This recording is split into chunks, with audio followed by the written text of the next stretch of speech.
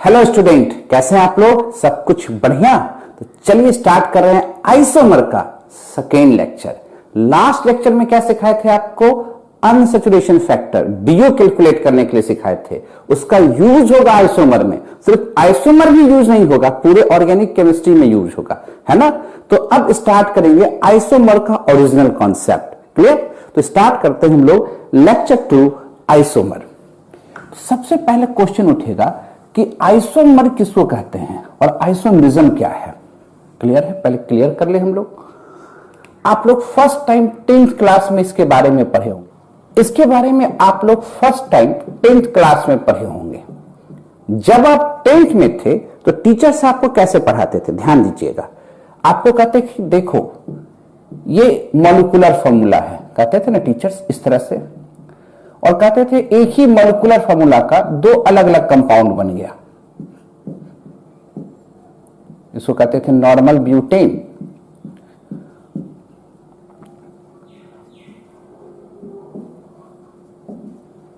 Isobutane. अब ये जो देख रहे हो दोनों का मॉलिक्यूलर फॉर्मूला सेम है पर स्ट्रक्चर फॉर्मूला अलग है। स्ट्रक्चर फॉर्मूला अलग होने के चलते इसके फिजिकल और केमिकल प्रॉपर्टीज अलग अलग होते थे, है ना। और ऐसे कंपाउंड को आप कहते थे कि आइसोमर है। ये आप 10th में पढ़ते थे। अब जो डेफिनेशन होगा थोड़ा बड़ा होगा। यहां क्या दिखा कि मॉलिक्यूलर फॉर्मूला सेम है, डिफरेंस क्या है? स्ट्रक्चर फॉर्मूला डिफरेंट है। और स्ट्रक्चर फॉर्मूला डिफरेंट होने से हुआ क्या? इसके फिजिकल और केमिकल प्रॉपर्टीज अलग हो गए। की पॉइंट पकड़िएगा, फिजिकल और केमिकल प्रॉपर्टीज। अब जो डिफिनेशन हम लोग तैयार करेंगे, अब थोड़ा बड़ा डिफिनेशन तैयार करेंगे। ये 10th में था, सही बात है, वहां तक के लेवल के लिए अच्छी बात थी, पर अब थोड़ा लेवल बढ़ेगा। क्या बढ़ेगा? जैसे C4H8 लीजिए, इसका DU1 है। ब्यूटूइन पर विचार कीजिए, ब्यूटूइन, ठीक है। अब जरा देखो,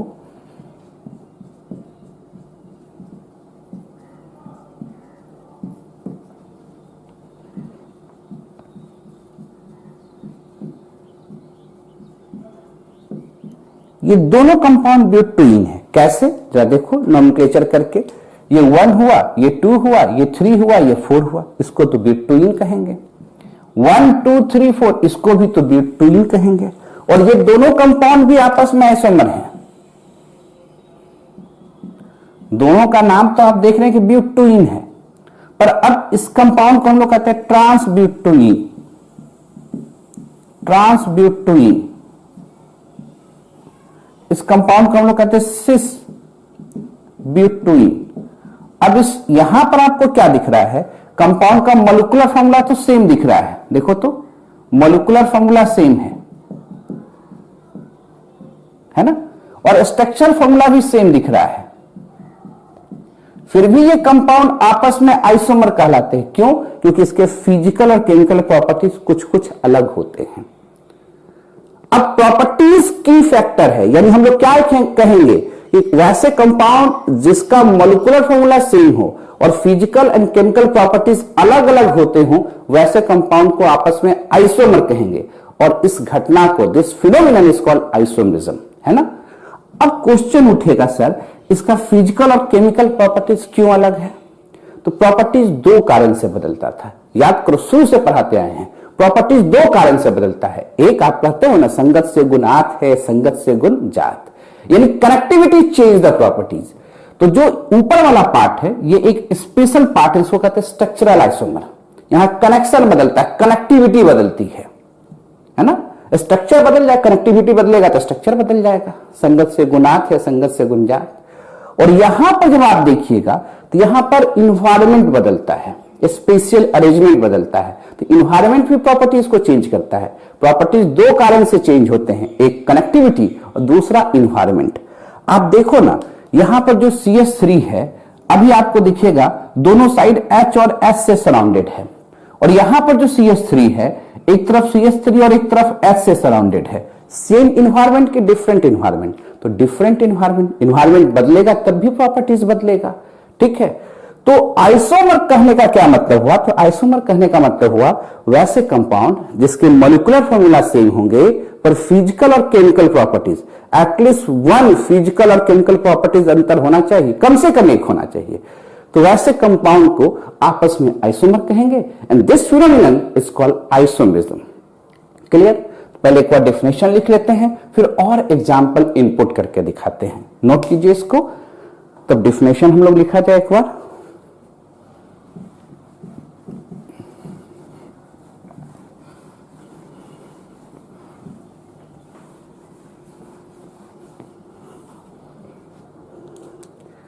क्या लिखेंगे?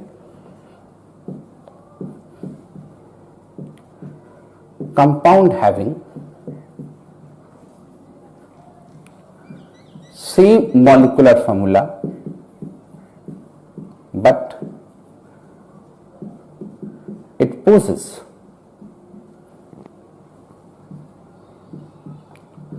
different physical or chemical properties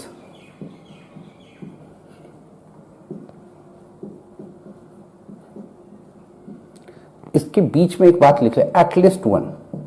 at least one कहने का मतलब कम से कम एक फिजिकल और केमिकल प्रॉपर्टीज निश्चित तौर पर अंतर होना चाहिए, है ना? The compound having same molecular formula but it possesses different physical and chemical properties are known as isomer to each other. Isomer to each other, वैसे कंपाउंड आपस में आइसोमर कहलाते हैं। And this phenomenon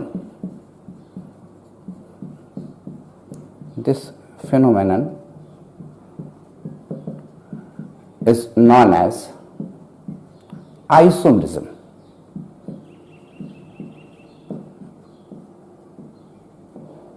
clear? अब जरा देखो और समझना चाहते हैं ना, जरा देखिए कैसे है, ध्यान से देखिएगा। जैसे देखो C2H6O ले लो, यहां DO0 मिलेगा। DO0 मतलब क्या? ओनली ओपन चेन, और ऑक्सीजन जुटा हुआ है तो ऑक्सीजन सिंगल बॉन्ड के साथ दो जगह एग्जिस्ट करेगा, या तो अल्कोहल या तो ईथर। अगर हम लोग दो कार्बन का अल्कोहल बनाए और दो ही कार्बन का ईथर बनाए, नाम तो लिख सकते हो, दोनों का मॉलिक्यूलर फॉर्मूला सेम है, C2H6O, देखो जोड़ के, है ना? यहां भी मॉलिक्यूलर फॉर्मूला क्या है? सेम है, C2H6O। डाउट?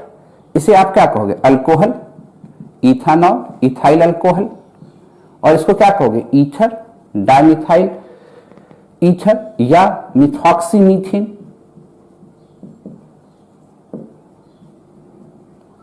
मिथॉक्सीमीथेन।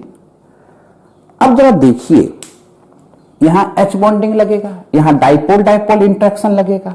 अगर कोई पूछता, क्योंकि यहां पर OH है, फोन से गप करता हुआ हाइड्रोजन है, तो यहां H बॉन्डिंग है, और यहां O है पर एक्टिव हाइड्रोजन नहीं है, इसलिए यहां क्या लगेगा? V का डाइपोल डाइपोल इंटरेक्शन। कुछ दिन पहले सॉलिड स्टेट में तो पढ़ाए हैं, बॉन्डिंग में भी बताए हैं। तो अगर कोई पूछता कि बॉइलिंग पॉइंट किसका ज्यादा है, तो क्या कहते कि अल्कोहल का, इथानॉल का बॉइलिंग पॉइंट ज्यादा हो जाएगा ईथर से। क्यों? क्योंकि बॉइलिंग पॉइंट किस पर डिपेंड करता है? इंटरमॉलिक्यूलर फोर्स पर। क्योंकि अल्कोहल का इंटरमॉलिक्यूलर फोर्स ज्यादा है, H बॉन्डिंग लग रहा है, यहां वीकर डाइपोल डाइपोल इंटरेक्शन लग रहा है, इसलिए इसकी बॉइलिंग पॉइंट ज्यादा होगी।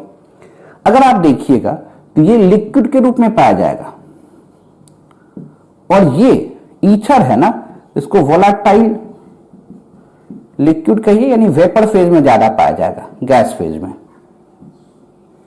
ज्यादा वोलाटाइल लिक्विड। वोलाटाइल तो ये भी होता है, पर इससे बहुत ज्यादा वोलाटाइल ये होता है। तो क्या दिख रहा है? कंपाउंड का मॉलिक्यूलर फॉर्मूला सेम है, स्ट्रक्चर फॉर्मूला अलग है। क्यों स्ट्रक्चर फॉर्मूला अलग है? क्योंकि यहां पर फंक्शन ग्रुप OH का है, अल्कोहल का है, और यहां फंक्शन ग्रुप किसका है? ईथर का है। तो ऐसे कंपाउंड जिसके मॉलिक्यूलर फॉर्मूला सेम हो, स्ट्रक्चर फॉर्मूला क्या है? अलग है। स्ट्रक्चर फॉर्मूला अलग होने से क्या दिख रहा है? प्रॉपर्टीज अलग अलग हो रहे हैं कि नहीं हो रहे हैं? अगर हम इसको रिएक्शन के माध्यम से समझते, तब भी प्रॉपर्टीज चेंज करता। देखिए ना, ऐसे तो अभी आप लोग रिएक्शन नहीं सीखे हैं। सोडियम मेटल से अगर इसको रिएक्शन कराते तो चूंकि एक्टिव हाइड्रोजन है, एसिडिक प्रॉपर्टीज है, हाइड्रोजन गैस निकलेगा।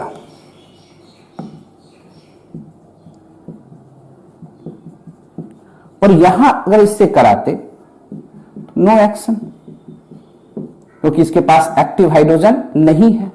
तो क्या दिख रहा है, केमिकल प्रॉपर्टीज अलग अलग हो रहे हैं कि नहीं हो रहे हैं। अगर इसको हम लोग HI से रिएक्शन कराते हैं, excess of HI, it gives methyl iodide, है ना। और इसको HI से रिएक्शन कराते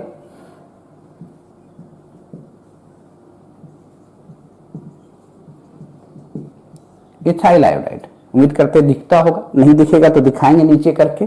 इथाइल आयोडाइड आया, यानी केमिकल रिएक्शंस अलग अलग हैं, केमिकल प्रॉपर्टीज अलग अलग आ रहे हैं। सेम रिएजेंट से रिएक्ट करा रहे हैं पर अलग अलग प्रॉपर्टीज आ रहे हैं, यानी केमिकल नेचर्स अलग अलग हैं। बात समझ रहे हैं। तो वैसे कंपाउंड जिसके मॉलिक्यूलर फॉर्मूला सेम है पर फिजिकल एंड केमिकल प्रॉपर्टीज अलग अलग होते हैं, वैसे कंपाउंड को हम लोग आइसोमर कहते हैं। और इस फिनोमिनन को, इस घटना को क्या कहते हैं हम लोग, आइसोमरिज्म। क्लियर है। कुछ और एग्जांपल देखते हैं, पहले नोट कीजिए तब दिखाते हैं।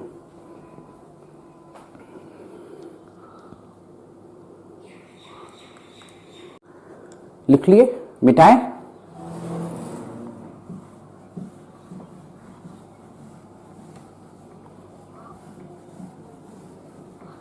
देखिए और कुछ एग्जांपल्स जोड़ते हैं, है ना, तब क्लासिफिकेशन ऑफ आइसोमर बताएंगे।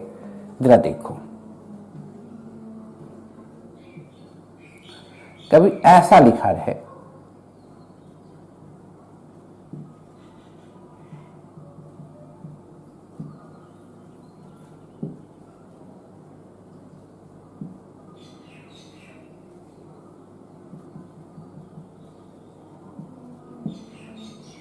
ये भी आपस में आइसोमर कहलाएंगे। मॉलिक्यूलर फॉर्मूला सेम है, स्ट्रक्चर फॉर्मूला सेम है, पर स्पेस में जो ओरिएंटेशन है, सजावट है, इन्वायरमेंट जो है वो चेंज हो गई, ये पलट गया है। तो ऐसे कंपाउंड को भी आपस में आइसोमर कहेंगे। ये क्या लिखे आप पूछिएगा, सब बताते हैं, रुकिए ना। अगर ऐसे लिखा हुआ है, ऐसे सिंपली हम लोग क्या लिखते हैं, 1,2 डाइक्लोरो साइक्लोहेक्सेन, इस तरह से लिखा हुआ है, या दोनों डार्क करके ही लिख दिया है।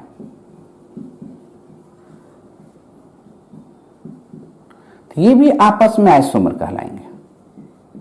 स्पेस में ओरिएंटेशन अलग अलग है ना।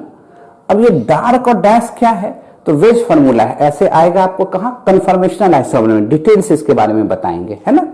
वेज फॉर्मूला है ये, ऐसे आप थोड़ा बहुत समझ लीजिए।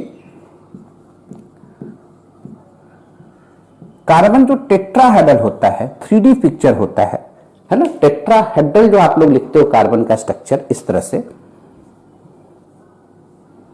ये sp3 हाइब्रिडाइजेशन है, 3D है। इसको बोर्ड पर हम लोग दिखाना चाहेंगे तो दिखाने में दिक्कत होगा, क्यों, जरा देखो। टेट्रा मतलब 4, हेड्रल मतलब फेस। कैसा फेस, ट्रायंगुलर फेस, दो भी बनाने के लिए सिखाए थे। अगर इसको आप बोर्ड पर ले जाना चाहो, बोर्ड ये है, तो ये एटम तो बोर्ड पर आएगा, ये तो बोर्ड पर आएगा, एक बोर्ड के आगे होगा, एक बोर्ड के पीछे होगा। टेट्राहेड्रल में देखो, अगर हम उसको 2D में ले जाना चाहेंगे तो दो ही एटम्स, सेंटर एटम के साथ दो एटम ही बोर्ड पर आएंगे, एक एटम बोर्ड के आगे होगा और एक बोर्ड के पीछे होगा। वेज साहब ने क्या कहा कि जो बोर्ड पर दिखता है, जो बोर्ड पर दिखता है उसे आप क्लियर लाइन से दिखा दीजिए ऑन पेपर, है ना। और जिसको डार्क करके दिखाया, फ्रंट साइड, आपके साइड, सामने वाला है, फ्रंट साइड को दिखाता है।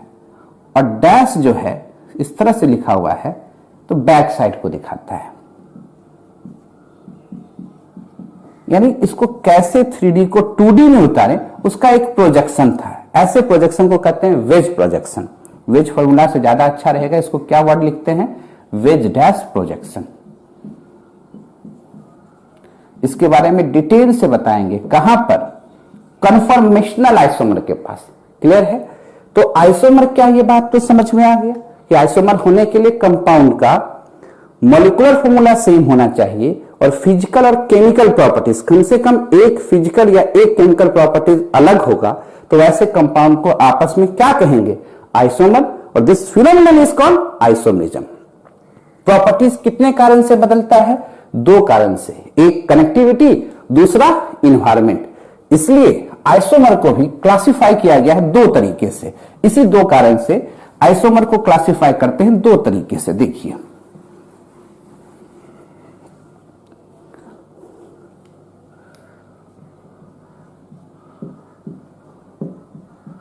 आइसोमरिज्म में अब इसको दो पार्ट करेंगे। पहला पार्ट होगा स्ट्रक्चरल आइसोमर और दूसरा पार्ट होगा स्टूडियो आइसोमर।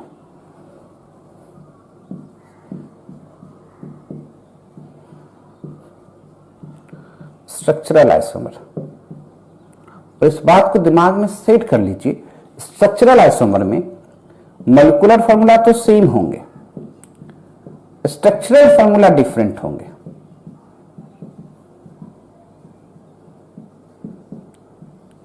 क्लियर है? और इस आइसोमर को हम लोग कहते हैं स्टूडियो आइसोमर। स्टूडियो आइसोमर, इसी का दूसरा नाम है स्पेस आइसोमर। और यहां क्या दिखेगा कि मॉलिक्यूलर फॉर्मूला सेम दिखेगा, स्ट्रक्चर फॉर्मूला भी सेम दिखेगा। स्पेस में जो ओरिएंटेशन है एटम का, ग्रुप ऑफ एटम का, वो डिफरेंट होगा। यहां इन्वायरमेंट बदलेंगे, यहां कनेक्टिविटी बदलेगा, है ना। अब जो स्ट्रक्चरल आइसोमर है वो फर्दर क्लासिफाई होगा आपको। कैसे? तो सबसे पहले होता है आपको चेन आइसोमर।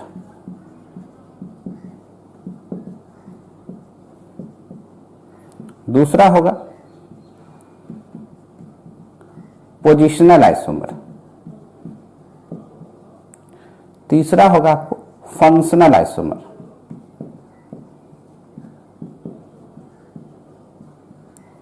चौथा होगा आपको मेटामरिज्म, मेटामर्स। पांचवा होगा टोइटोमर्स, टोइटोमर्स। और इसमें एक पार्ट और जोड़ते हैं हम लोग, यही जोड़ दे, रिंग चेन आइसोमर, ऊपर में लिख देते हैं।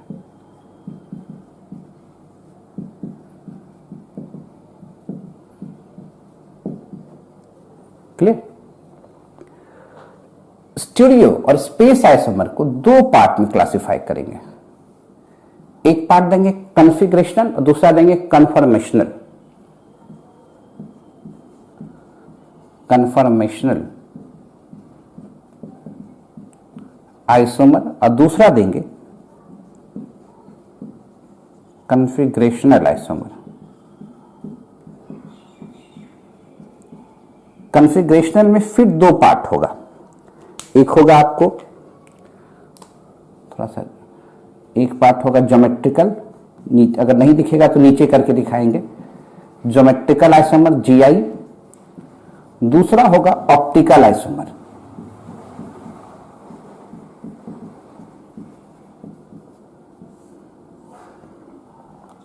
ज्योमेट्रिकल आइसोमर आप सबसे फेमस पढ़िएगा सिस एंड ट्रांस। इसको हम लोग E and Z, syn and anti, exo और इंडो, इस रूप में क्लासिफाई करेंगे, है ना। और ऑप्टिकल आइसोमर में फेमस होगा इनआइसोमर। इनआइसोमर। कन्फर्मेशनल आइसोमर इन्फिनाइट फॉर्म में होते हैं, ऐसे ही इन्फिनाइट फॉर्म में होते हैं, पर इसके कुछ खास ही फॉर्म को हम लोग को पढ़ना है ना। पहले एक बार नोट कीजिए, नहीं दिख रहा इसको नीचे करके दिखाते, फिर से एक बार समझाते हैं।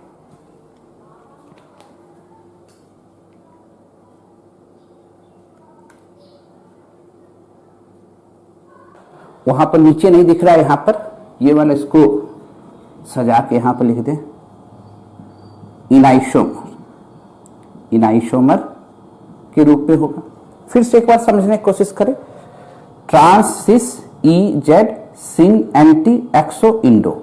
समझिए क्या है। आइसोमरिज्म में तो ये बात तय है कि मॉलिक्यूलर फॉर्मूला सेम होगा और फिजिकल और केमिकल प्रॉपर्टीज, आइसोमर वैसे कंपाउंड होंगे जिसका मॉलिक्यूलर फॉर्मूला सेम होगा पर फिजिकल और केमिकल प्रॉपर्टीज क्या होंगे, अलग अलग होंगे। तो जब हम लोग स्ट्रक्चरल आइसोमर की बात करते हैं, स्ट्रक्चरल आइसोमर को हम लोग कॉन्स्टिट्यूशनल आइसोमर भी पढ़ते हैं, यहां पर मॉलिक्यूलर फॉर्मूला सेम होगा और स्ट्रक्चरल फॉर्मूला डिफरेंट होगा। स्ट्रक्चर फॉर्मूला डिफरेंट होने से कंपाउंड के फिजिकल और केमिकल प्रॉपर्टीज अलग अलग होंगे। तो ऐसे कंपाउंड को आपस में स्ट्रक्चरल आइसोमर और this phenomenon is called structural isomerism, ऐसे डिफाइन करते हैं। तो उतना डिफिनेशन लिखने की जरूरत नहीं है। पूछा स्ट्रक्चरल आइसोमर क्या है, तो कंपाउंड का मॉलिक्यूलर फॉर्मूला सेम है, स्ट्रक्चर फॉर्मूला डिफरेंट है। Due to different structure formula it possesses different physical and chemical properties. Such compounds are known as structural isomer to each other and this phenomenon is known as structural isomerism. ऐसे define करेंगे। पर आप समझे कैसे, molecular formula same हो, structure formula different होना चाहिए। और स्ट्रक्चर फॉर्मूला डिफरेंट होने से क्या हुआ, कनेक्टिविटी बदल गया, संगति बदल गया। और कहां कनेक्टिविटी बदलेगा तो प्रॉपर्टीज तो बदल जाएंगे। इसके कौन कौन से रूप होंगे भाई, chain isomer, positional, functional, metamers, tautomers, ring chain isomer. दिमाग में सेट हुआ। स्टीरियो आइसोमर, स्टीरियो वर्ड आप लोग सुनते हैं म्यूजिक सिस्टम में, है ना। क्या होता है, जहां स्टीरियो वर्ड यूज होता है वो कंपोजिशन को सेपरेट करता है। संगीत में क्या होता है, डिफरेंट वेव साउंड का कंपोजिशन रहता है और स्टीरियो क्या करता है, जिस कंपोजिशन में वो मिक्स हुआ रहता है उसी कंपोजिशन में वो स्पेस में सेपरेट करता है, तो सुनने में अच्छा लगता है। तो स्टीरियो वर्ड वहां से आया था। आपको क्या समझना है, कंपाउंड का मॉलिक्यूलर फॉर्मूला सेम होगा, स्ट्रक्चर फॉर्मूला भी सेम होगा, तो भैया प्रॉपर्टीज बदला तो बदला क्यों, तो स्पेस में जो ओरिएंटेशन है, स्पेस में जो इन्वायरमेंट है वो चेंज हो रहा है। इन्वायरमेंट बदलने से जो प्रॉपर्टीज बदलेगा वो क्या कहलाएगा, स्टीरियो आइसोमर, स्पेस आइसोमर। इसके दो मेजर पार्ट होंगे, एक होंगे कॉन्फ़िगरेशनल, दूसरा होगा conformational.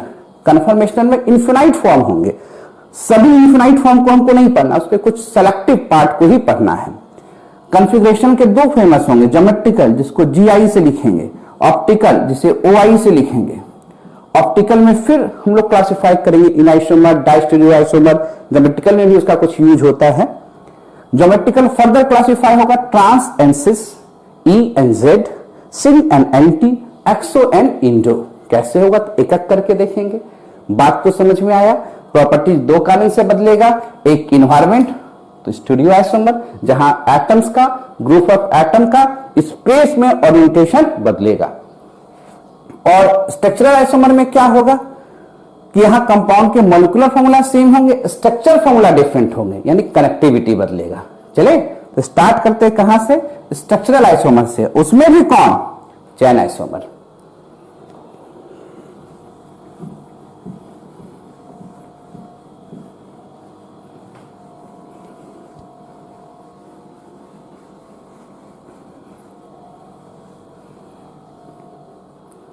Chain isomer, chain isomer का दूसरा नाम न्यूक्लियर आइसोमर भी है।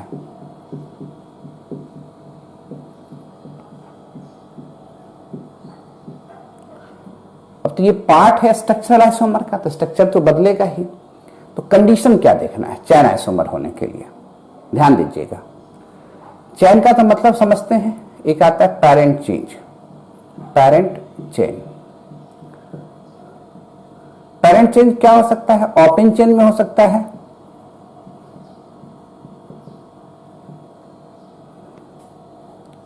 साइक्लिक चेन में हो सकता है। ध्यान दीजिएगा,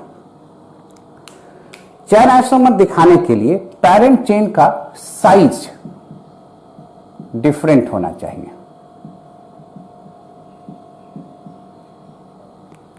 यानी ओपन चेन में है तो ओपन चेन का साइज डिफरेंट होगा, साइक्लिक चेन में तो साइक्लिक चेन का साइज डिफरेंट होगा। पर बट फंक्शन ग्रुप या ग्रुप ऑफ एटम है वो चेंज नहीं करना चाहिए, कैन नॉट चेंज, ये चेंज नहीं करना चाहिए, यानी फंक्शन ग्रुप में चेंजेस नहीं होना चाहिए। अगर मान लो पेरेंट चेन सेम रहा, if parent chains are same, तब then check substituent, then check the chain of substituent, तब ब्रांच चेन को ही आप कंसीडर कीजिए, उसमें अगर चेंजेज होगा तब भी चेन आइसोमर होगा। कुछ ऐसा नहीं समझे, एग्जाम्पल देके समझाइए। पेरेंट चेन का साइज डिफरेंट होगा, या तो साइक्लिक चेन में चेन डिफरेंट हो या तो ओपन चेन में, तब वो कैसा आइसोमर होगा? Chain isomer. और क्या लिखे? बट फंक्शन ग्रुप या group of atom can not change, ये नहीं चेंज होना चाहिए। अगर कोई फंक्शन ग्रुप वहां प्रेजेंट है तो वो अपना पोजीशन ना बदले, ठीक है। बोला सर कैसे? करके दिखाते हैं। जैसे देखो C4H10 है ना, क्या लिखा? Normal butane. कितने का चेन है भैया? 4 कार्बन का। ये क्या लिखा? आइसोब्यूटेन। चेन का साइज बदला कि नहीं बदला? कैसे आइसोमर कहलाएंगे? चेन आइसोमर कहलाएंगे। यहां 3 कार्बन का चेन है, वहां 4 कार्बन का चेन है, तो ये आपस में कैसे आइसोमर कहलाएंगे? कंपाउंड का मॉलिक्यूलर फॉर्मूला सेम है, स्ट्रक्चर फॉर्मूला अलग अलग है, और स्ट्रक्चर फॉर्मूला अलग होने में क्या दिख रहा है? तो जो पेरेंट चेन है यहाँ 4 कार्बन का है, यहाँ 3 कार्बन का है, तो ऐसे आइसोमर को CI कहेंगे, चैन आइसोमर। क्लियर? डाउट है कहीं पर? कुछ है सर साइक्लिक वाला भी बताइए। सब बता रहे हैं, साइक्लिक बता रहे हैं, ब्रांच बता रहे हैं, सब आपको बता देते हैं। नोट किया? इधर एक एग्जांपल और चेक करते हैं हम लोग। अगर C5H12 है, 1 2 3 4 5 नॉर्मल पेंटिंग, एक ब्रांच और कर लीजिए आइसो। सबका टेक्निक सिखाएंगे, कैसे इसको बनाते, कैसे आगे सोचते हैं, सब टेक्निक सिखा रहे हैं, घबराइएगा मत। पहले एक बार मीनिंग क्या है इसको समझ जाएं। नियोपेंटेन। अब ये बताओ यहां चेन कितने का दिखा आपको? तो आप कहेगा सर यहां तो 5 कार्बन का है, यहां तो आप कहेगा सर 4 कार्बन का है, यहां तो आप कहेगा सर 3 कार्बन का है। चेन का साइज बदल रहा है कि नहीं? बदल रहा है। मॉलिक्यूलर फॉर्मूला सबका क्या है? C5H12। स्ट्रक्चर सबके बदल रहे हैं, स्ट्रक्चर बदलने से क्या हुआ? चेन का साइज बदला। ऐसे कंपाउंड को आपस में कौन सा आइसोमर कहेंगे? चेन आइसोमर कहेंगे। डाउट है कहीं पर? पहले नोट कीजिए।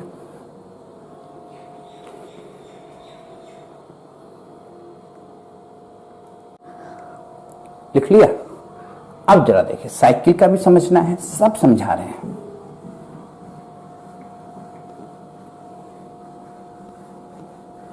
कोई दिक्कत? जरा देखो, अगर मान लो साइक्लोहेक्सेन है,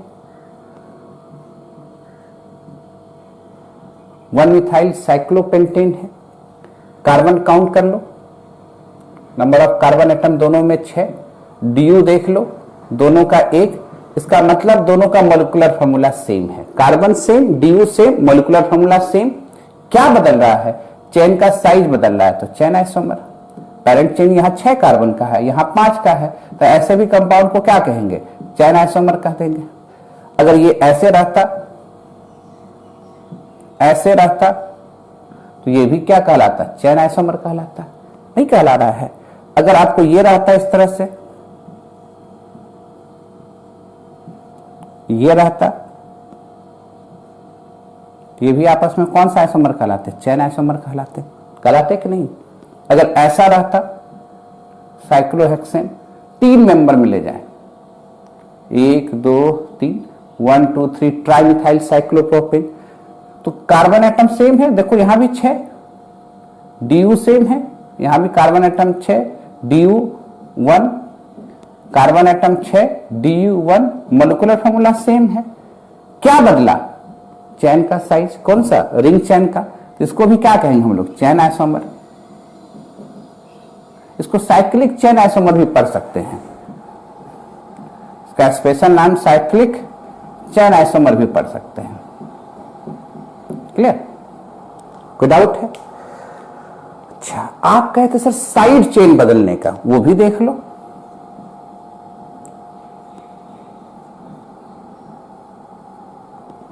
साइक्लिक चेन सेम है।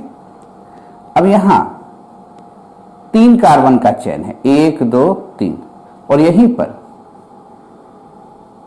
अब देखो तो यहां पर भी 3 कार्बन है सब्स्टिट्यूएंट में, है ना? पर लॉन्गेस्ट चेन अब 2 कार्बन का है, यहां 3 कार्बन का है। साइज बदल गया कि नहीं बदल गया?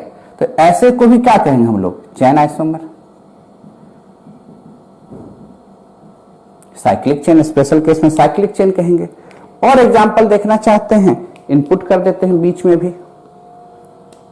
अगर ऐसा रहता,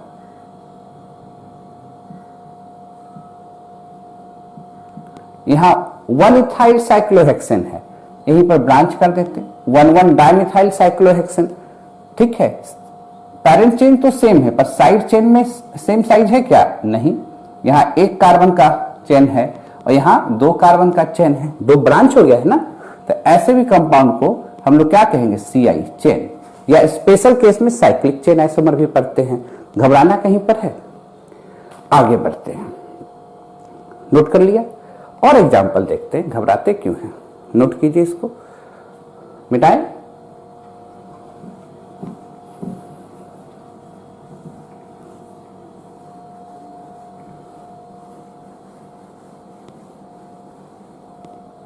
ठीक है, डाउट कहीं पर? अगर ध्यान से देखिएगा, अगर मान लो एसिड आ गया, अब एसिड को, इसको क्या 1 2 3 4 है, ब्यूटानोइक एसिड है। अगर इसमें एक को ब्रांच कर दें, आपको ये सब ब्रांच करके कैसे सोचते हैं, ये आप कैसे सोच लिए? इस तरह से ब्रांच कर दिए 1 2 3, क्या लिखेंगे? 2 मिथाइल प्रोपानोइक एसिड।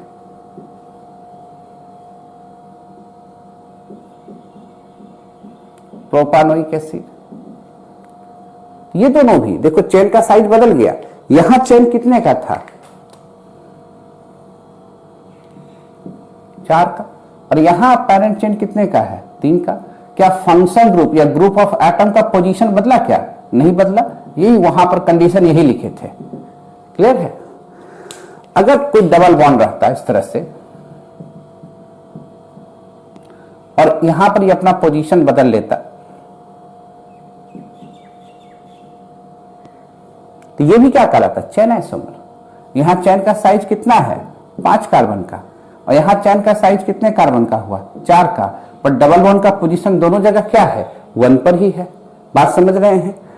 अगर इसी तरह एल्डिहाइड आ गया रहता और इसी तरह एल्डिहाइड ऐसे दे दिया रहता, अब बताओ ये लॉन्गेस्ट चेन कितने का है? 4। नंबरिंग कहां से करोगे? जहां से फंक्शन ग्रुप है, कार्बन कंटेनिंग फंक्शन ग्रुप है। तो अगर यहां से नंबरिंग करेंगे तो लॉन्गेस्ट चेन तो 3 ही कार्बन का मिला, तो चेन का साइज बदला कि नहीं बदला? तो ऐसे भी कंपाउंड आपस में क्या कहलाएंगे? चेन आइसोमर कहलाएंगे। ये सभी क्या कहला रहे हैं? सीआई कहला रहे हैं। डाउट है कहीं पर? क्लियर समझ रहे हैं बात को? और एग्जांपल देखना चाहते हैं, देखिए।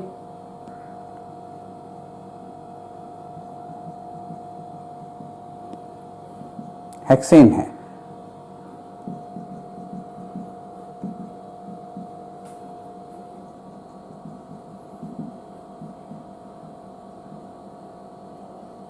सब में 6 कार्बन है। 1 2 3 4 5 6, 1 2 3 4 5 6, 1 2 3 4 5 6, सबका मॉलिक्यूलर फॉर्मूला सेम है। पर चेन का साइज कितना है? यहाँ 6 कार्बन। यहां साइज कितना है? 5 कार्बन। यहां साइज कितना है? 4 कार्बन। तो ये सभी आपस में कौन सा आइसोमर कहलाएंगे? Chain isomer. यानी ये दिमाग में तो सेट हो गया कि चेन आइसोमर के लिए चेन का साइज बदलना चाहिए, या तो रिंग चेन का, या तो पैरेंट चेन का, या तो साइड चेन का, है ना? बाकी फंक्शन ग्रुप या ग्रुप ऑफ एटम का पोजीशन नहीं बदलना चाहिए। अब थोड़ा सोचे कि अल्केन में कैसे हम लोग सोचते हैं कि स्ट्रक्चरल आइसोमर कितना होगा, ये सोचने का तरीका पहले डेवलप करें, नोट कीजिए तब बताते हैं। लिख लिया, डाउट है कहीं पर? अब आपको सिखाते हैं कि अल्केन्स के आइसोमर को कैसे सोचते हैं, टोटल आइसोमर, हम सिर्फ चेन की बात नहीं कर रहे हैं, क्योंकि इसी में आपको पता चलेगा कि कैसे हम शिफ्ट करते हैं एक कार्बन पर दूसरे कार्बन को, है ना। तो जब आप अल्केन देखिएगा, कार्बन 1 है, कार्बन 2 है, कार्बन 3 है, कार्बन 4 है, carbon 5, carbon 6, carbon 7, carbon 8, carbon 9, carbon 10, carbon 20 तक ले जाते हैं आपको। कार्बन 1 के अल्केन में, अल्केन के टोटल आइसोमर की बात कर रहे हैं, आइसोमर्स, ये नहीं कि हम चेन आइसोमर की बात कर रहे हैं, बात को ध्यान रखिएगा। अपना एक ही फॉर्म है, इसका भी एक ही फॉर्म है, इसका भी एक ही फॉर्म है। कार्बन 4 के 2, 5 के 3, 6 के 5, कार्बन 7 के 9, कार्बन 8 के कितने होंगे सोच के बताओ आप? 18, 9 के 35। असली खेला तो यहीं से स्टार्ट होता है। कार्बन 10 से अलग अलग किताब में अलग अलग संख्या मिलेगा, किसी में 70, किसी में 75, किसी में 77। हम तो कंफ्यूज कर गए। इसका मतलब है किसी आइसोमर निकालने का कोई टेक्निक नहीं है, कोई फॉर्मूला नहीं है कि डालिए उस फॉर्मूला पर निकल गया आइसोमर, बना बना के देखना पड़ता है। आप पढ़िए सोलोमन्स की किताब तो अलग वैल्यू, मॉरिसन वाइट की किताब अलग वैल्यू, कैरी की किताब अलग वैल्यू, है ना। कार्बन 20 में भी देखिएगा ना, तो 20 में मॉरिसन वाइट में 3,20,323 है, 323 है। सोलोमन्स की किताब में 3,66,667 के आसपास मिलेगा। तो अलग अलग संख्या आपको मिलेगा, एक दो नहीं, अलग अलग संख्या मिलेगा। इससे आप कंफ्यूज कर जाइएगा कि कौन सही है। तो इससे कंफ्यूज करने में कोई जाना नहीं है हम लोग को, इसके कंफ्यूजन में नहीं जाना है, पर यह सीखना है कि आइसोमर निकालने का कोई फॉर्मूला नहीं है, यानी बना बना के देखा जा रहा है। तो इतना डीप में तो हमको जाना नहीं है, हम लोग को मतलब है इसी से 7 तक।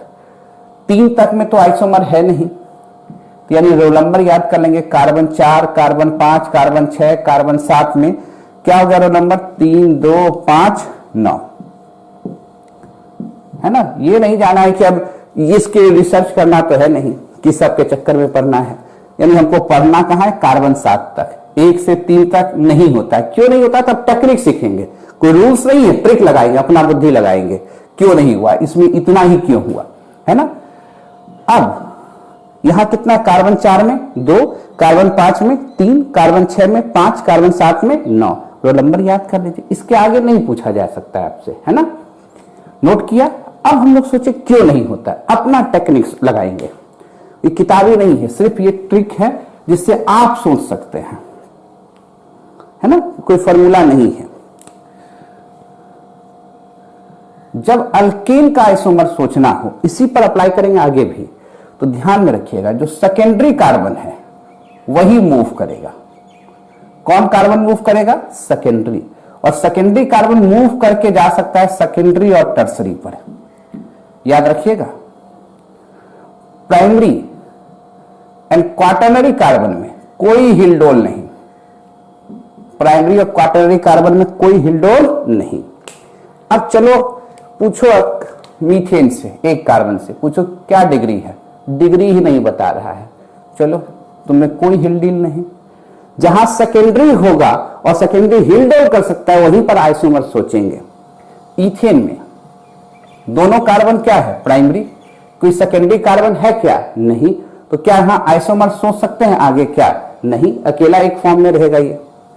कार्बन 3 में सेकेंडरी कार्बन है, पर सेकेंडरी मूव कहां करेगा? सेकेंडरी या टर्सरी पर। क्या यहां पर अगला कोई सेकेंडरी या टर्सरी है? नहीं है, तो भैया कोई हिलडोल नहीं, परे रहो इसी तरह। एक फॉर्म। कार्बन 4 में आओ, कार्बन 4 में आओ, 1, 2, 3, 4, कितने सेकेंडरी है देखो तो? Primary, secondary, secondary, secondary, 2 secondary है। सेकेंडरी मूव करके कहां जा सकता है? सेकेंडरी पर मूव करा दिया, जो नया बना ये बना। अब इसमें देखो प्राइमरी, टर्सरी, प्राइमरी, प्राइमरी, कोई सेकेंडरी है क्या? नहीं। क्या आगे सोचे क्या? बिल्कुल नहीं। तो क्या हो गया, ये कैसे कंपाउंड कहलाएंगे? CI, चेन का साइज बदल गया, आइसोमर तो है ही आपस में, और आइसोमर में भी क्या है, चूंकि चेन का साइज बदल रहा है इसलिए ऐसे आइसोमर को क्या कहेंगे? Chain isomer.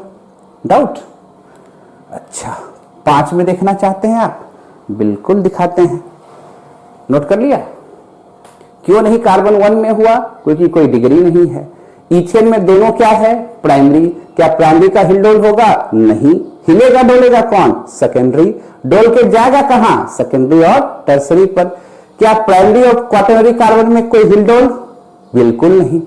कोई दिक्कत?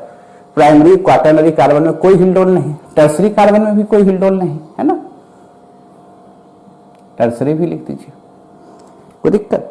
सिर्फ हिलेगा कौन? सेकेंडरी। हिल के जाएगा कहां पर? तो सेकेंडरी और टर्सरी पर। चले पेंटेन की ओर। 5 कार्बन पेंटेन, C5H12, 1 2 3 4 5 पेंटेन है। ये प्राइमरी, ये सेकेंडरी, ये सेकेंडरी, ये सेकेंडरी, ये प्राइमरी, ये नॉर्मल पेंटेन है। कोई दिक्कत? अच्छा, क्या ये सेकेंडरी यहां मूव करेगा? यहां भी तो मूव कर सकता है। तो जितने पॉसिबिलिटी है सब बनाओ। अगर सिमिलर हो गया तो काट देंगे। एक ये बना, एक ये बना। क्या दोनों का तो नाम सेम है? 2 मिथाइल ब्यूटेन, 2 मिथाइल ब्यूटेन। देखो नाम लिख के देखो, 2 methyl butane, 2 methyl butane. Same नाम है कि नहीं है? कहेगा हाँ, आइसोपेंटेन। तो इसका मतलब दोनों सेम है, तो एक को काट दिया, सिर्फ ऊपर वाले को रखे। Primary, tertiary, primary, secondary, primary. हिलेगा कौन? सेकेंडरी। हिल के जाएगा कहां पर? सेकेंडरी या टर्सरी पर। तो यहां सेकेंडरी है क्या? कहिएगा हाँ है। अब ये सेकेंडरी हिल के कहां जा सकता है? तो टर्सरी पर। क्या बना? क्लियर? देखो तो क्या बना? 2,2 डाइमिथाइल प्रोपेन, 2,2 डाइमिथाइल प्रोपेन, है ना? अब यहां कितने कार्बन हैं? 5, यहां भी 5, पर टोटल चेन 3 कार्बन का। यहां चेन 5 कार्बन का, यहां चेन 4 कार्बन का, यहां चेन 5 कार्बन का। तो ये आपस में कैसे आइसोमर कहलाएंगे? चेन आइसोमर कहलाएंगे। क्लियर? कहीं दिक्कत?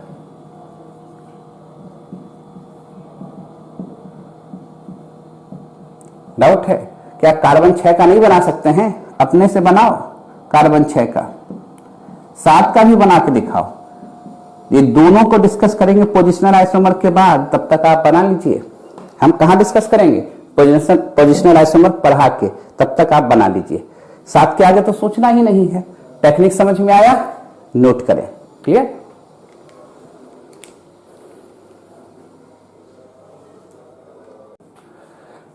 लिख लिया? तो कार्बन 6, कार्बन 7 पर प्रैक्टिस कीजिए। अब हम लोग सीखते पोजिशनल आइसोमर, और आपको बनाना है। हम तो बताएंगे, समय भी दे दिया आपको बनाने के लिए, है ना? चले पोजिशनल आइसोमर में।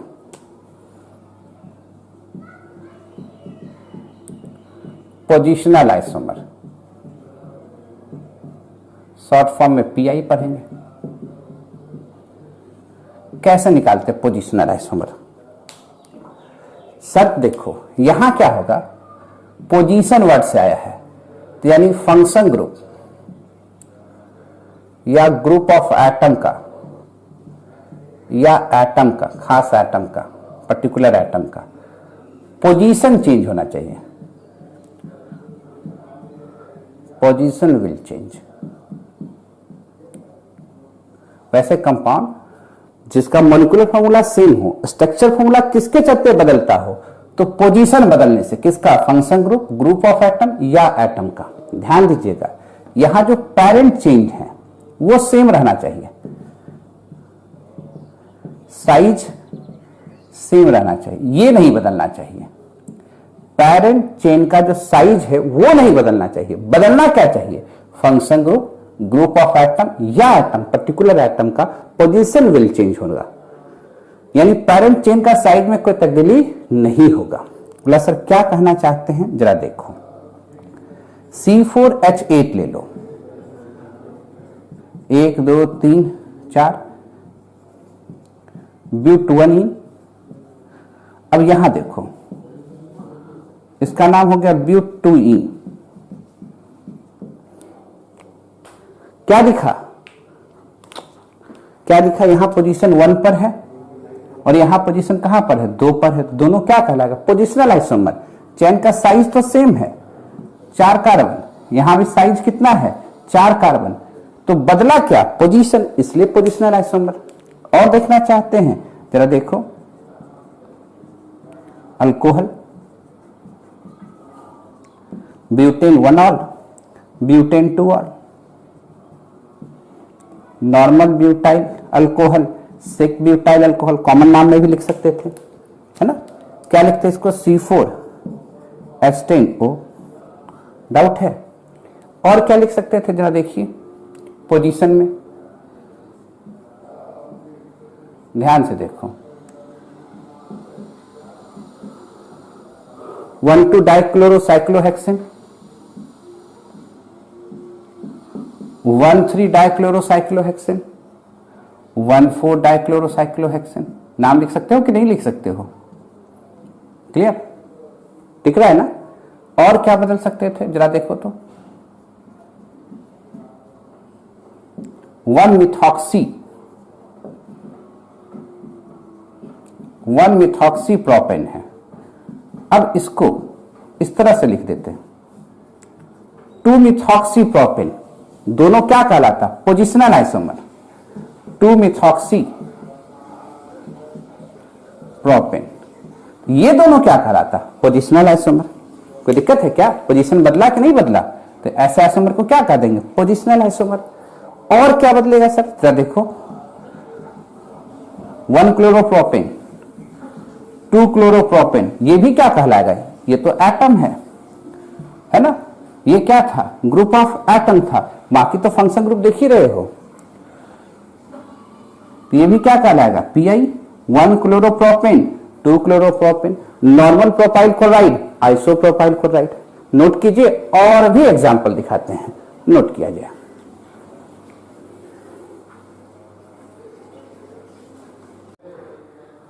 लिख लिए, और एग्जाम्पल देखा जाए। देखिए एकदम हर चीज क्लियर हो जाएगा।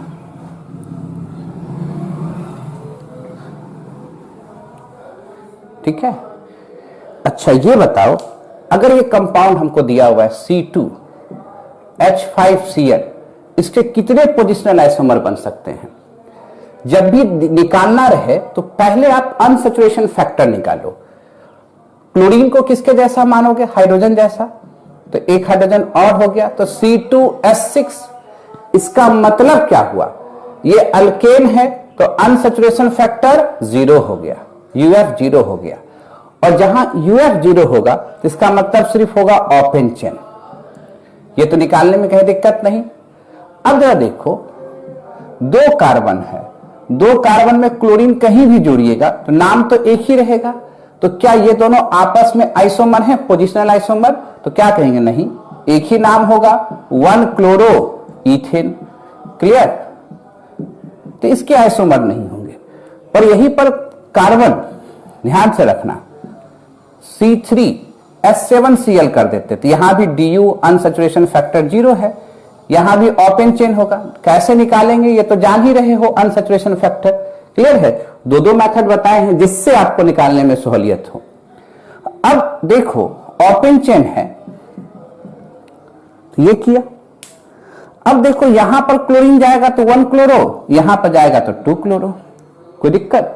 और यही बात अगर आपसे पूछ देता कि C3H6Cl2 रहता, ध्यान से देखिएगा, इसके कोई भी चेन आइसोमर नहीं होते हैं। कार्बन 3 में कोई चेन आइसोमर होगा क्या? अभी थोड़ा देर पहले डिस्कस किए हैं, इसलिए आगे नहीं सोचेंगे। अब यहां पूछता कि कितने पॉसिबल पोजिशनल आइसोमर हैं, हमको पीआई निकालना है, पॉसिबल पोजिशनल आइसोमर। तो पहले हम डीयू निकालें। डीयू निकालने से पता चला कि 0 है, मतलब सिर्फ ओपन चेन। और 3 कार्बन जब रहेगा तो इसका कोई फर्दर चेन अरेंजमेंट होगा क्या? नहीं होगा। तो अब इसमें 2 क्लोरीन जोड़ना है। कितने तरीके से जोड़ सकते हैं सोचिए, ये तो तरीका आपके पास आना चाहिए कि कितने जगह पर क्लोरीन जोड़ सकते हैं। एक बार करते हैं कि दोनों क्लोरीन को एक ही जगह जोड़ देते हैं, 1,1 डाइक्लोरोप्रोपेन। एक बार करते हैं कि अगल बगल, तो 1,2 डाइक्लोरोप्रोपेन। एक बार क्या करते हैं कि और दूर भेज देते हैं, तो 1,3 डाइक्लोरोप्रोपेन। एक बार क्या करते हैं, बीच में ही डाल देते हैं। तो कितने पॉसिबिलिटीज हो गए? 4। और सबका पोजीशन बदल रहा है, देखो ना, यहां पोजीशन क्या है, 1,1 डाइक्लोरो, नाम अपने से लिखो, प्रोपेन। यहां क्या है, 1,2, यहां क्या है, 1,3, यहां क्या है, 2,2। क्लियर है? चेंज कैसे करेगा, समझ में आ रहा है बात? अब जरा देखो, इसमें भी थोड़ा सा चेंज कर दे, हम बार बार करें, कोई फॉर्मूला नहीं है, टेक्निक सीखिए कैसे सोचेंगे। अगर यहीं पर C3H6BrCl कर दीजिए और अब पूछे कि इसमें कितने पॉसिबल पोजिशनल आइसोमर हैं, निकालो। समय दिया तो निकालने का तरीका क्या होगा, जरा देखो। डीयू चेक करो, डीयू 0 यानी सिर्फ ओपन चेन, और कार्बन 3 है इसलिए उसमें किसी भी तरह का ब्रांचिंग तो करेंगे नहीं, है ना। अब जरा देखो, 1 2 3, सोचिए कितने तरीके से हो सकता है। सोचने का तरीका क्या होगा? पहले क्या कर दिए, यहां पर ब्रोमीन भी दे दिए, क्लोरीन भी, 1 ब्रोमो 1 क्लोरो। ब्रोमीन को फिक्स रखे, क्लोरीन को यहां शिफ्ट किए, यहां शिफ्ट किए, बीच में दोनों को लाए, एकदम सेम कहानी इसके जैसा 4। पर एक और होगा, यहां क्या देख रहे हैं, 1 ब्रोमो 2 क्लोरो। तो क्या हम ऐसा लिख सकते हैं, 1 क्लोरो 2 ब्रोमो? ये दोनों एक ही नहीं है, दोनों अलग अलग नाम है, देख रहे हो ना। सिमिलर था तो 1 2 3 4 पर रुक गए, दोनों अलग हाइड्रोजन ग्रुप आया, कितने हो गए, 5। और ना देखिए, अभी और दिखा रहे हैं कंसेप्ट, 1 ब्रोमो 2 क्लोरो, क्या हो जाएगा, प्रोपेन। यहां क्या हो जाएगा, 1 अल्फाबेटिक सजाओगे, ये तो मिटा दो, 2 ब्रोमो 1 क्लोरो प्रोपेन। समझ रहे बात को? क्लियर है? कितने पॉसिबल होंगे, तो कितने पॉसिबल हो गए, 5। सोचने का तरीका डेवलप करो, कैसे सोचेंगे। क्लियर है? और देते हैं, घबराते क्यों हैं। अगर यहीं पर C2H2FClBrI कर दे, C2H2FClBrI कर दे। अब ये बताओ इसमें कितने पॉसिबल पोजिशनल आइसोमर हैं, पॉसिबल पीआई कितने हैं। समय दिया, कोशिश करो, नोट कीजिए, समय दिया आपको।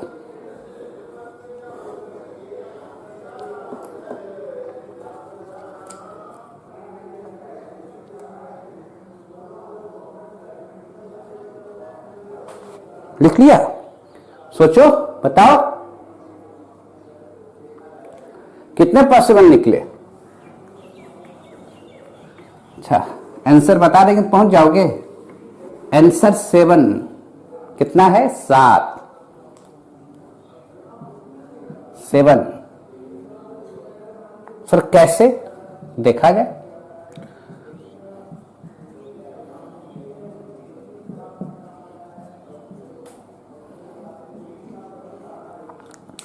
सात है तो करते क्या है, 3 यहां जोड़ दो, फ्लोरीन क्लोरीन ब्रोमीन, और एक कलर पेन ले लेते हैं, एक यहां जोड़ देते हैं, क्या बचा, आयोडीन। अच्छा ये बताओ नंबरिंग कहां से होगा, जहां पर ज्यादा सब्स्टिट्यूएंट होगा। तो नंबरिंग निश्चित तौर पर यहां से होगा। कहां से? इस पोजीशन से, क्योंकि यहां 3 सब्स्टिट्यूएंट है। क्लियर है? अभी 2 पर क्या है? आइडो। 1 पर क्या है? 1 ब्रोमो 1 क्लोरो 1 फ्लोरो 2 आइडो।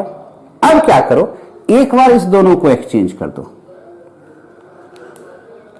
यानी ऊपर में फ्लोरीन और क्लोरीन उसी तरह है और ये दोनों शिफ्ट कर गया। ब्रोमीन यहां आ गया, आयोडीन यहां चला गया। अब एक बार इस दोनों को शिफ्ट कर दो, है ना?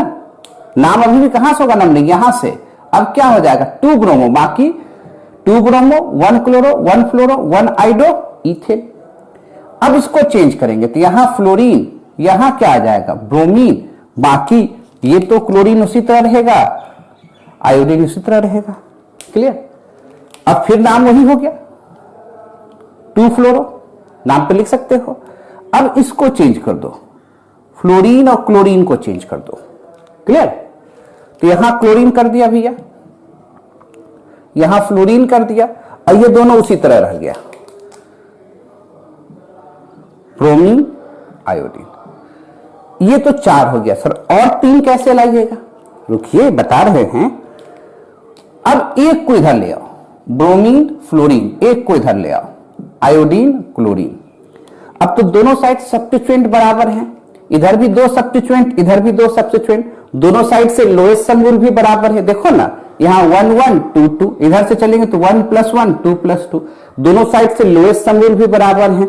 तब क्या करेंगे? नंबरिंग उधर से होगा जिधर से अल्फाबेट का सही कॉन्सेप्ट बैठेगा। बी वर्ड किधर से नजदीक होगा? LHS की RHS? तो RHS, तो नंबरिंग तो इधर से होगा। इसलिए इसको फिक्स कर दो ब्रोमीन को और काउंटिंग करो इधर से, है ना? यानी 1 ब्रोमो, बाकी सबके तो पोजीशन बदल सकते हो। अब एक बार इस फ्लोरीन और क्लोरीन को बदलो, ब्रोमीन में हिलडोल नहीं होगा, बाकी सबको हिलाओ, ब्रोमीन में हिलडोल नहीं होगा। एक बार इसको बदले तो यहां क्लोरीन, यहां फ्लोरीन, यहां आयोडीन तो रहेगा। एक बार इसको बदलो, यहां आयोडीन, यहां क्लोरीन, यहां फ्लोरीन, तो टोटल कितने हो गए?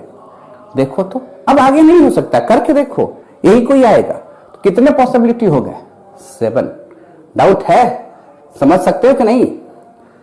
चलिए एक और देते हैं बनाने के लिए।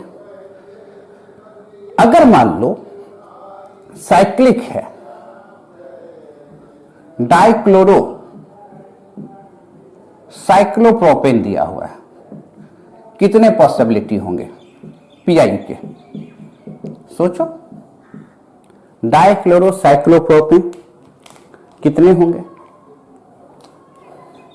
हम बनाते हैं थोड़ा थोड़ा।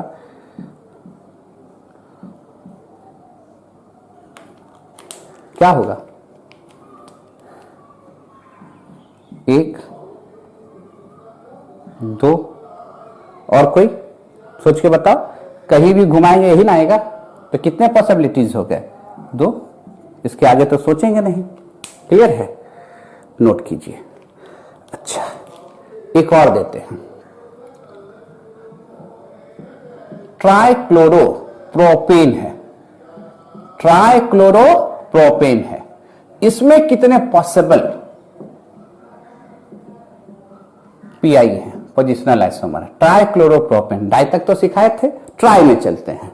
नोट कीजिए, तुरंत आंसर कीजिए हमको, तब हम बताते हैं आपको।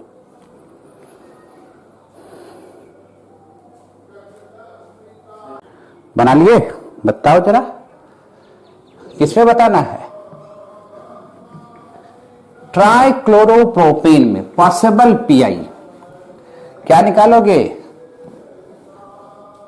बताओ।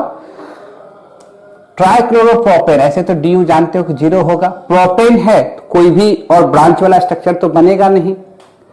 ट्राइक्लोरो, 3 बार क्लोरीन जोड़ना है। देखते हैं क्या होता है। 1 2 3, और भी जरूरत होगा तो और भी स्केच ड्रॉ करेंगे। 3 बार क्लोरीन है, क्या करें? एक बार तीनों को यहां जोड़ दें, 1 1 1 ट्राइक्लोरोप्रोपेन। अब धीरे धीरे शिफ्ट करते हैं, 2 क्लोरीन को यहीं रहने देते हैं, एक को कहते तुम आओ इधर, पूछते हैं तुमसे हालचाल। क्लियर। एक बार इसको और दूर भी ले जा सकते हैं। देखो तो नंबरिंग करो यहां पर। अभी तीनों क्या है, एक पर। अभी क्या है, दो एक पर है और एक दो पर है यहां। क्लियर। अब ये यहां चला गया तो इसको कहेंगे तुम भैया बीच में आओ। ये यहां तो चला गया है, तुम बीच में आओ। इसको बुलाएंगे बीच में। क्लियर। 1 2 3 ट्राइक्लोरोप्रोपेन। जब ये यहां चला गया तो इसको कहेंगे तुम आ जाओ। इसको यहां नहीं ला सकते। अगर इसको यहां लाते तब तो यही वाला केस हो जाता, ये वाला। देखो ना, अगर इसको यहां लाते तो 1 1 डाइक्लोरो, फिर 3 पर क्या हो जाता, क्लोरो। तो जो सिमिलर होगा तो उसको तो काट देंगे। तो इसको कहेंगे भैया तुम आ जाओ, हम तो गए हैं, तुम आओ। तो कितने हो जाएंगे, क्लियर है, साफ साफ दिख रहे हैं। कितने पॉसिबल हो गए, 5 हो गए। सोचिए, और अगर आपको लगता है और बनाइए, देखिए इसी में नाम आ जाएगा। और सबके नीचे नाम भी लिखिए। नाम लिखिएगा ना तो क्या होगा, आपको कॉन्फिडेंस बढ़ेगा। अगर कोई रिपीट हो गया तो तुरंत काट दोगे, है ना। तो जब आप फर्स्ट टाइम जा रहे हो तो आप जरूर नाम लिखिए, ट्राइक्लोरो प्रोपेन। ठीक है, सबका नाम तब लिख लोगे, नाम लिखने में तो कोई दिक्कत नहीं है। चलो, अगर हम ऐसा करें कि यहां लिख दे टेट्रा क्लोरो और यहां साइक्लोब्यूटेन दे दें। अब बताओ, साइक्लोब्यूटेन में 4 क्लोरीन जोड़ना है तो कितने पॉसिबल पोजिशनल आइसोमर होंगे। डीयू तो 1 होगा, क्योंकि साइक्लोब्यूटेन है तो एक ही है, सिर्फ साइक्लोब्यूटेन में ही। मतलब साइक्लोब्यूटेन छोड़ के साइक्लोप्रोपेन नहीं बनाना है, शर्त ये है। ये देखिए, शर्त समझ रहे हैं ना, क्वेश्चन हमारा समझ गए होंगे आप, कि साइक्लोब्यूटेन ही खोज रहा है, ये नहीं कि साइक्लोप्रोपेन बना के भी चेक करने लगिएगा, ऐसा नहीं। इसको मिटा दें, खोजिए कितने बनेंगे, सोचिए, खोजिए क्या आया। साइक्लोब्यूटेन 4 बार क्लोरीन, सबको अलग अलग दे दिया। बना लेते हैं 2-4, जहां जरूरत होगा यूज करेंगे, अधिक हो जाएगा तो हटा देंगे, है ना। एक को कहते हैं भैया तुम समेटाओ, हमारे पास आओ। ये चला गया। अब क्या हो गया, 1 1 2 3 टेट्राक्लोरोसाइक्लोप्रोपेन। ये कहेगा कि तुम आ जाओ मेरे पास, या तुम ही आ जाओ मेरे पास। तो 1 1 2 2 टेट्राक्लोरोप्रोपेन। ये कहे तुम ही तो मेरे पास आ सकते थे, ये जब चला गया तो बोले क्यों नहीं, ये अलग, ये अलग, ये अलग, ये अलग। ये बोलेगा कि तुम इधर हो तो हम इधर भी तो जा सकते थे, देखो करके, है ना। और करके आपको दिखता है तो करके देखिए, नाम लिखिए। नाम लिखिएगा तो आपको कॉन्फिडेंस आएगा कि आप जो कर रहे हैं, हम सबका नंबरिंग कर देते हैं, वो सही है। दोनों साइड से नंबरिंग कर सकते थे, इधर से भी नंबरिंग करते तो वही आता। और दिख रहा है तो बताइए हमको कि और दिख रहा है ना। नाम खोजिए, कहीं कोई दिक्कत। और कार्बन की वैलेंसी 4 होता है, इसलिए 2 ही लगाना, ये नहीं कि 3 लगा देना। क्लियर। डाउट है कहीं पर, और दें, और देते हैं, मिटाया जाए, कंफ्यूजन कहीं पर। अच्छा, अब आइए बेंजीन में। कहां चल रहे हैं हम लोग, बेंजीन की तरफ।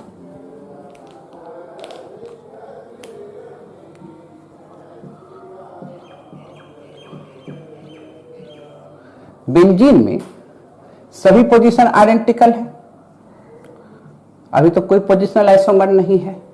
इसमें एक H हटाए, क्लोरीन जोड़ दिए, क्लोरोबेंजीन। तो सभी पोजीशन आइडेंटिकल हैं, तो इसके कोई फर्दर आइसोमर नहीं होंगे। इसका नाम है 1 क्लोरोबेंजीन या क्लोरोबेंजीन।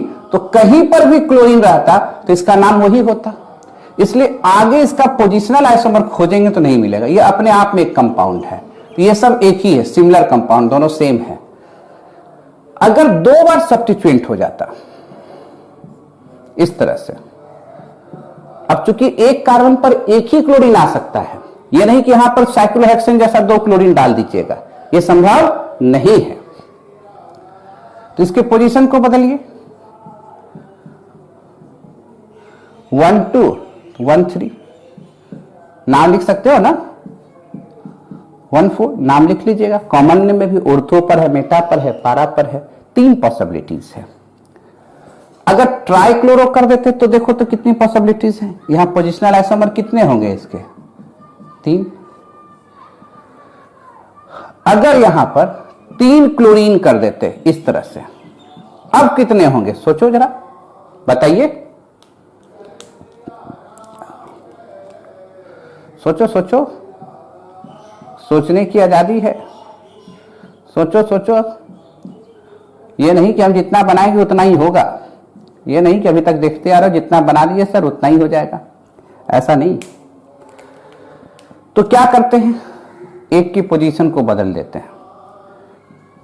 तो 1 2 3 4, एक बच्चे ने कहा यहां कर दीजिए सर, यहां हम कर दिए, ध्यान से लिखना मत अभी, जरा देखो तो क्या हुआ। ये अगर हम यहां कर देते 1 2 3 4, ये दोनों एक ही है कि अलग चीज है, तो आप कहेगा सर ये तो एक ही हो गया, इसलिए इसका तो होगा नहीं। तब क्या किया जाए, इसको बीच में डाल दो,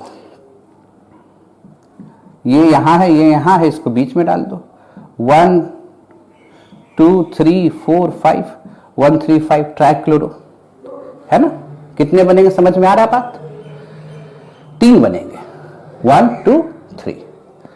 अच्छा, टेट्राक्लोरो दे दे तब क्या होगा, सोचो, समय दिया, 4 बार दे दिया, बनाओ जरा।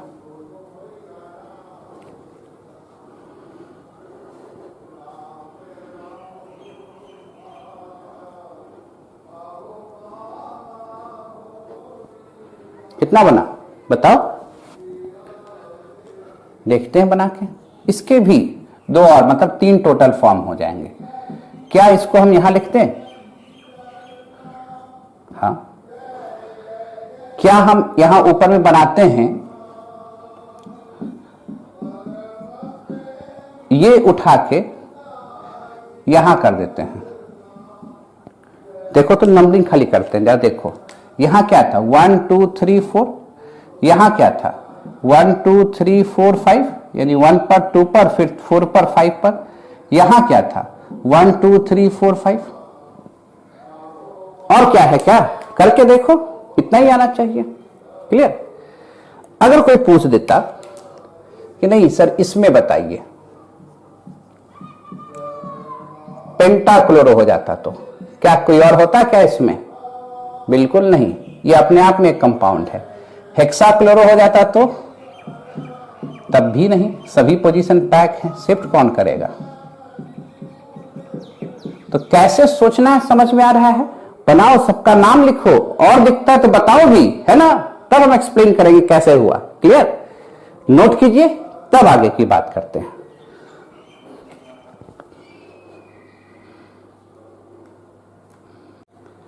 लिख लिया। अब आपको बोले थे कि साइक्लोहेक्सेन वाला C6 वाला बताएंगे, चलिए बताते हैं पहले उसको, उसमें भी पोजिशनल खोजने की कोशिश करते हैं, पोजिशनल चेन दोनों मिलाकर, है ना, कोई दिक्कत।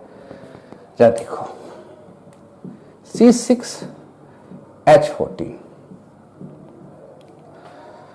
DU0 सिर्फ ओपन चेन, ये तो सिर्फ फॉर्मेलिटी है। अब जरा देखो 6 कार्बन है, कैसे सोचने के लिए बताए थे, 3 1 5 1 6 हेक्सेन है, primary secondary secondary secondary secondary primary, shift करा, 1 2 3, एक ये बना, एक ये बना, एक ये बना। तो देखो ये और ये सेम है, 2 मिथाइल पेंटेन 2 मिथाइल पेंटेन करके देखो, काट दिया, ये 2 मिथाइल पेंटेन, ये 3 मिथाइल पेंटेन, तो अलग अलग हुआ, ये 1 हुए, ये 2 हुए, ये 3 हुए, ये तो सेम हो गया तो हटा दिए। अब फिर यहां लाते हैं, यहां देखो, ये प्राइमरी, ये टर्सरी, ये प्राइमरी, ये सेकेंडरी, ये सेकेंडरी, ये प्राइमरी। हिल डाउन कौन करेगा, सेकेंडरी, सेकेंडरी हिल के यहां गया, हिल के यहां आएगा, है ना। तो जरा देखो, अगर यहां आया तब तो ये कंपाउंड, और यहां गया तब तो ये कंपाउंड। देखो 2,2 dimethyl butane, 2,3 dimethyl butane, clear. इसमें अगर देखते secondary, tertiary, secondary, primary, movement कौन करेगा? सेकेंडरी। सेकेंडरी मूव करके कहां गया? टर्सरी पर, है ना। तो क्या करते हैं, दो पॉसिबिलिटी, ये और ये। क्या ये दोनों कंपाउंड सेम है कि नहीं है? इससे बना रहे हैं। तो आप कहेगा हाँ सर सेम है, 2,2 डाइमिथाइल ब्यूटेन, 2,3 डाइमिथाइल ब्यूटेन। दिख रहा है कि नहीं? हम देख लेते हैं एक बार, नहीं दिखेगा तो हाँ दिख रहा है सबको। यानी यहां पर आएगा, ये यहां जाएगा तो ये बनेगा, और यहां आएगा तो ये बनेगा। पहले से तो बन चुका है, तो इसको बनाने की जरूरत है क्या? नहीं। तो कितने फॉर्म बने? 1, 2, 3, ये 4, ये 5। फर्स्ट टाइम जाते तो इस तरह से चलिए, फिर तो आप अभ्यस्त हो जाइएगा, अपने आप बनेगा।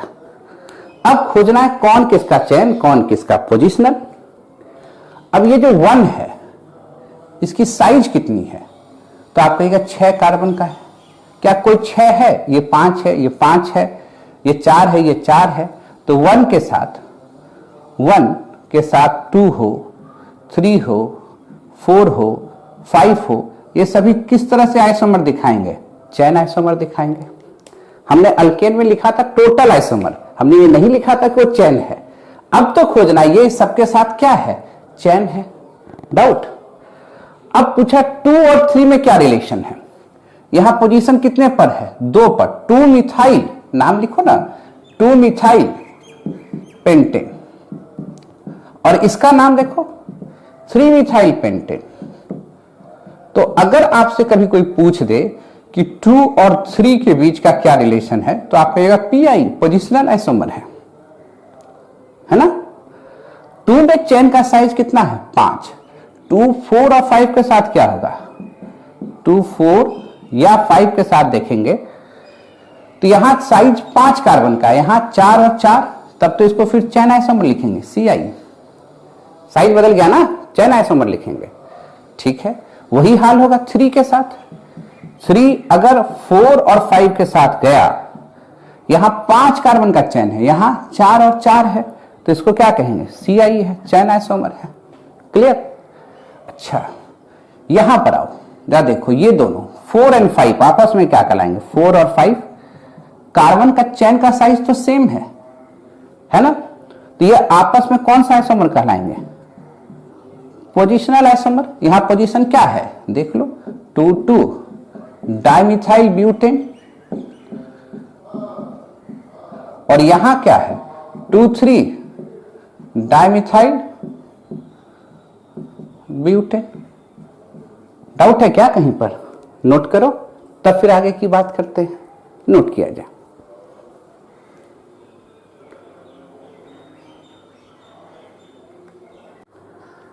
समझ रहे हैं? आगे चलें, तुम ध्यान से देखते जाइए।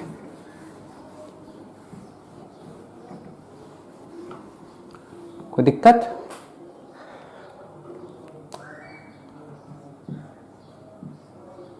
अगर साइक्लोहेक्सेन है और साइड चेन है इस तरह से,